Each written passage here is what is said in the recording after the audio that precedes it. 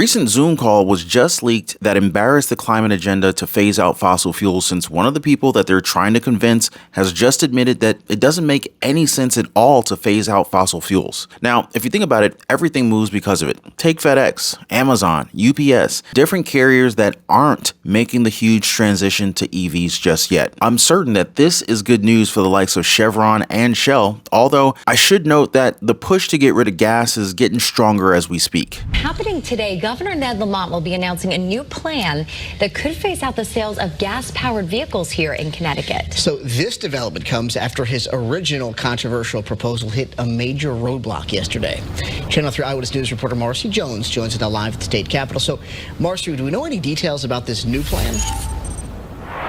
Good morning, Roger and Nicole. Not yet. No details so far, but we are told that the overall goal to work toward cleaner air remains the exact same. Now, while supporters want to go pedal to the metal, others say not so fast. 2035 is the target year that the original plan was working toward to make sure that no gas-powered vehicles were sold in the state of Connecticut. The proposal was an effort to move toward better air quality. Right now, only about 10% of car sales are electric vehicles. Don't worry though, this plan was pulled because obviously not everyone can afford an EV. It also doesn't take a genius to figure out that the infrastructure is clearly lacking at the moment, which means that a 2035 goal is like banking on the impossible. What about you guys though? Do you think that it's possible to get rid of all gas or diesel powered cars within a decade or so? Comment a quick yes or no on that one. And while you guys are at it, make sure you also give this video a like and consider becoming a part of this amazing community by subscribing to the channel and turning on all notifications. You're gonna thank yourself that you did. Appreciate it, guys. Now that we know just how desperate they are to get rid of gas, I mean,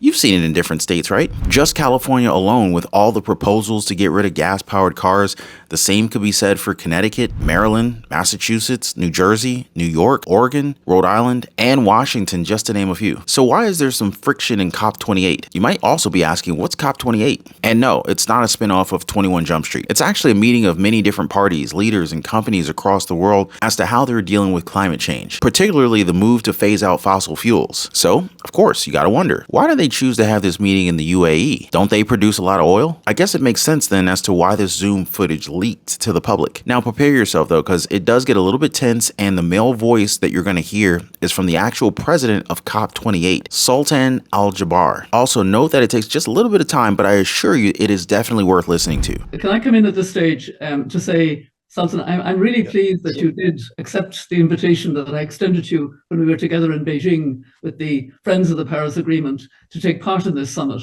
I think one urgent message has come through in the entire day of the summit. I've heard it at every session, I think, and that is that we're in an absolute crisis that is hurting women more than anyone, women and children, the elderly, those with disability, etc., and those most vulnerable. And it's because we have not yet committed to phasing out fossil fuel. That is the one decision that COP28 can take under your presidency. And in many ways, because you're head of the Abu Dhabi National Oil Company, you could actually take it with more credibility by saying, I now recognize we have to phase out fossil fuel with just transition for the workers and their communities, and just transition into renewable, accessible, affordable, clean energy. It's not going to happen overnight, as you say. It will be orderly but urgent. I didn't hear the word urgent enough in your voice when you spoke earlier. That's why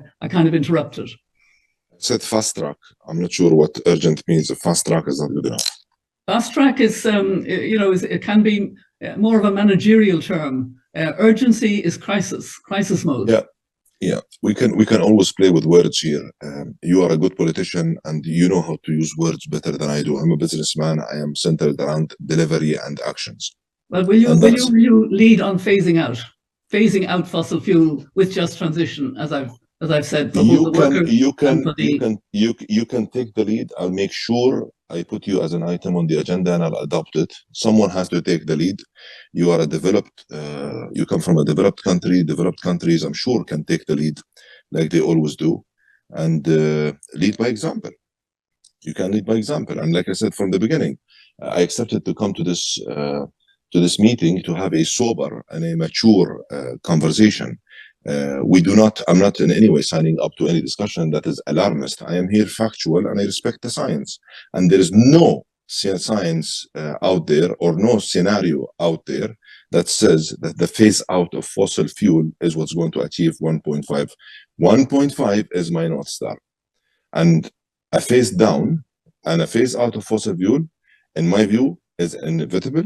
It is essential, but we need to be real, serious, and pragmatic about it. Did you hear that? There is no science that says that phasing out fossil fuels will lower the world's temperature by 1.5 degrees Celsius. He even said further into this meeting that doing this would bring us back into cave times, although I think that's probably exaggerating just a little bit. Although, and this may have been them again saying the quiet part out loud, Al-Jabbar did try and defend his stand when it comes to this issue. However, it seems like he just kind of doubled down on supporting fossil fuels even further because of a huge pause that he made as he tried to defend the case.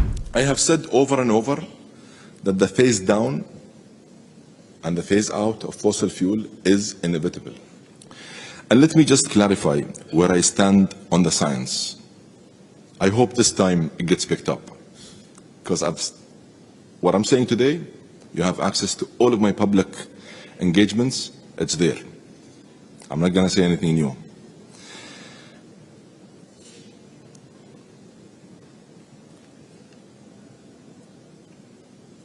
I honestly think that there is some confusion out there and misrepresentation and misinterpretation. And to address this question right, let me first introduce myself to you. I'm an engineer by background. It's the science and my respect to the science and my passion about the science, and it's about my conviction to the science that have enabled me to progress in my career. Did y'all see that too? I mean, actions speak louder than words, but maybe people are reading this the wrong way, huh? Maybe the world is burning up unlike any time before in history and we need to get rid of all fossil fuels altogether. Which now leads me to show this footage of an alleged private jet that seems to have frozen mid-takeoff.